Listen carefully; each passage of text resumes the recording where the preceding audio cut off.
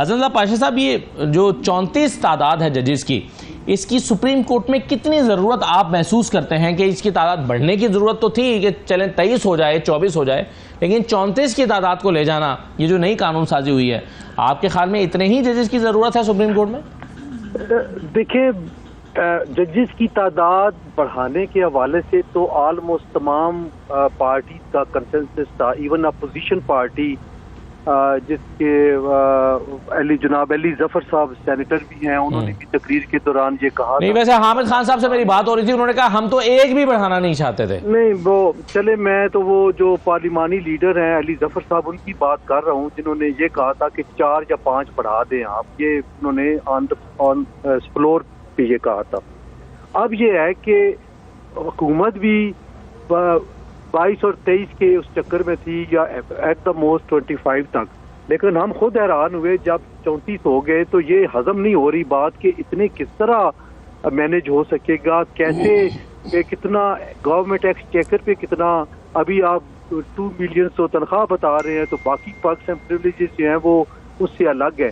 तो ये अपनी जगह पे एक है, लेकिन उसमें थोड़ा सा अगर आप पढ़े तो ये है अप टू 34, तो ये जरूरी नहीं है कि 34 के 34 ही रखने हैं। उसमें रिक्वायरमेंट जब सुप्रीम कोर्ट की समझेगी कि रिक्वायरमेंट है, मजीद जज रखने हैं, तो वो 2, 4, 5 और रख लेंगे, लेकिन इस तरह नहीं होगा कि 17 जजेस पहले और 17 उसके बिलमुकाबल खड़े कर, यानी कोई ऐसी सिचुएशन आ जाए जहां पर फुल कोर्ट में हुकूमत को अक्सरियत चाहिए हो तो वो 34 पूरे भी कर सकती है। कोई भी हुकूमत हो, कोई भी हुकूमत हो, है ना। देखिए ना, असदुल्ला खान साहब, ना मैंने हुकूमत में जाना है ना आपने जाना है। सर मैंने तो नहीं जाना, आपका कोई पता नहीं है। हम कैसे जा सकते हैं जी, हम तो किसी पार्टी में ही नहीं है। और बहरहाल जो बात है 34 वाली बात, बहरहाल ये मैं समझता हूँ हजम नहीं हो रही, जो मेरी सोच है कि वो नहीं मुझे सर। ऐसे तो कमरा अदालत नंबर 1 में इतनी गुंजाइश भी नहीं है, अगर फुल कोर्ट बिठाना पड़ गया तो या तो जजेस आगे पीछे बैठेंगे या फिर कोई नया कमरा अदालत बनाना पड़ेगा, क्लासरूम बनेगा। टेढ़ी सी सिचुएशन हसन पाशा साहब 2-3 दिन पहले सुप्रीम कोर्ट में अपियर हुई, उसमें यह हुआ कि 26वीं आईनी तरमीम के खिलाफ जो दरखास्तें आई हुई थी उस पर 2 जजेस, यानी ये आईनी तरमीम, ये जो कानून साजी हुई है, इससे पहले तो जो प्रैक्टिशनर प्रोसीजर कमेटी थी उसमें जस्टिस मुनीब शामिल थे, तो जस्टिस मुनीब और जस्टिस मंसूर ने बैठकर ये फैसला कर दिया कि इनको फिक्स किया जाए। लेकिन उस मेजॉरिटी की राय के साथ जो प्रैक्टिशनर प्रोसीजर कमेटी जो उस दिन उस कानून के तहत लीगल थी, सर, उस पर अमल दरामद नहीं हो सका। अब आज उसकी हैसियत क्या है? फैसला पड़ा हुआ है अभी उस कमेटी का। असद साहब, एक तो आपसे और आपकी टीम से मुझे गिला है जी कि आज मैं अपने भाई कामरान मुर्तजा साहब की कोई एक बात भी नहीं सुन सका। आपका सिस्टम कोई खराब है और मुझे आपने महरूम रखा। चले, कोई बात नहीं।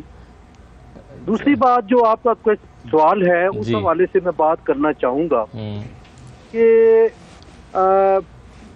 31 अक्टूबर का वो फैसला है कमेटी का, 2 रुकनी कमेटी का जी, जिसमें ये कहा गया कि 4 तारीख को, हाँ जी, कि 4 तारीख को फुल बेंच बुलाई जाए और चीफ जस्टिस साहब बुलाए। लेकिन 26वीं तरमीम शायद 21 को हो गई थी मंजूर, तो उसके बाद फिर वो बेंच सिर्फ कॉन्स्टिट्यूशनल बेंच ही समाप्त कर सकता था, नंबर 1।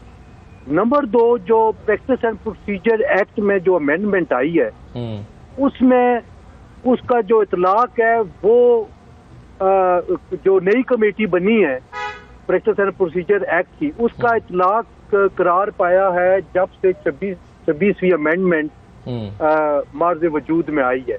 तो फिर उसकी 31 तारीख वाली कमेटी के फैसले की वो हैसियत नहीं रही। अगर वो रिट्रोस्पेक्टिव इफेक्ट से ये बात ना आई हुई होती फिर जरूर उस कमेटी की बात में वजन था। लेकिन सवाल ये पैदा होता है कि जब 26वीं तरमीम आ गई तो उसके बाद फुल कोर्ट किस तरह बैठ सकती है मां सिवाय कॉन्स्टिट्यूशनल बेंच के, और जस्टिस मंसूर अली शाह साहब खुद उस पे इम्प्लीमेंटेशन इस तरीके से कर चुके हैं। सर, लेकिन उस वक्त कॉन्स्टिट्यूशनल बेंच भी वजूद में नहीं आया था।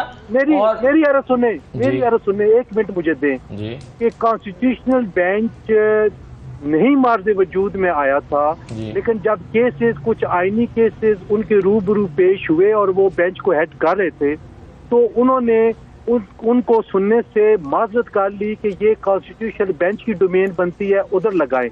तो वो केस उन्होंने इम्प्लाइडली अपने ऊपर 26वीं तरमीम की जो थी उसको अपने ऊपर लागू कर लिया था। तो अब किस तरीके से ये मुमकिन हो पाएगा कि 2 रुकनी कमेटी 31 तारीख को बैठ के वो ये फैसला करे कि ये फुल कोर्ट में ये केस लगाया जाए? ये मुझे मेरे बतौर स्टूडेंट ऑफ लॉ मैं समझता हूँ कि ये मुमकिन नहीं था, इसीलिए नहीं। As a student of law क्या फैसला जो सब आप समझते हैं कि ये मुमकिन था? 2 जजेस ने बैठकर ये फैसला किया और उस वक्त वो वही कमेटी थी, मतलब तीसरे चीफ जस्टिस पे थे, लेकिन कमेटी ने फैसला किया कि 26वीं तरमीम के खिलाफ जो आने वाले दरखास्त है उसको सुना जाए, फुल कोर्ट बैठे।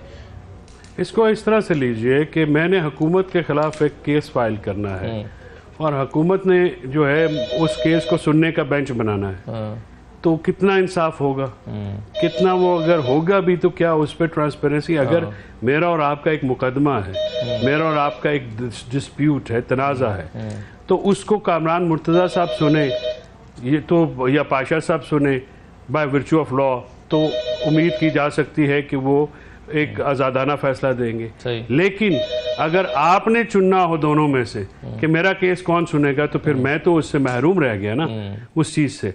तो पहली बात तो ये है कि ये जो अगर 26वीं आइनी तरमीम मार्ज वजूद में आ भी गई थी, तो प्रैक्टिस एंड प्रोसीजर भी तो आइनी एक है ना 191 के तहत, तब जब ये रूल्स बने थे, तो वो उसके जो लॉ बना है, सुप्रीम कोर्ट के रूल्स जो हैं उनको आपने प्रैक्टिस एंड प्रोसीजर में किया।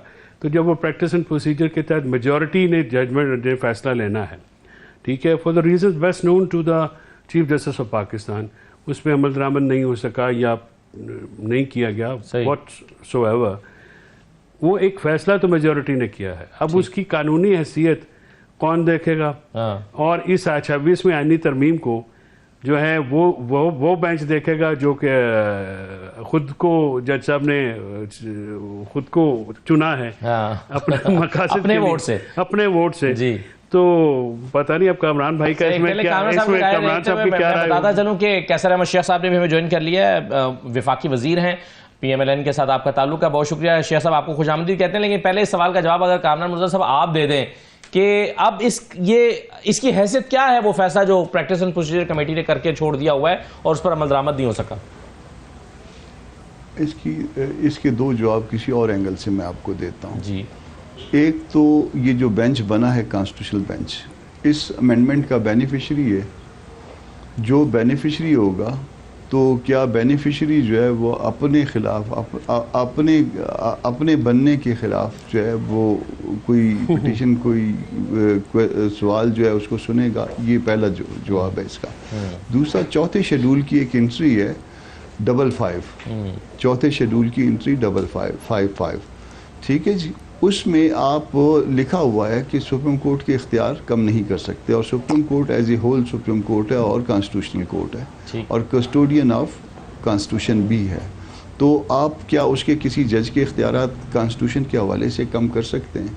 ये एक और सवाल आएगा जो आगे आने वाले दिनों में बड़ा अहम हो जाएगा, और उसमें जब आप उनके इख्तियारात किसी मामले में कम नहीं कर सकते, बढ़ा तो सकते हैं, कम नहीं कर सकते, तो फिर ये कॉन्स्टिट्यूशन के हवाले से या कॉन्स्टिट्यूशनल मामला सुनने के हवाले से ये इख्तियारात की कमी का जो है ना वो सामना शायद मेरा ख्याल है बाकी जजों को भी ना करना पड़े।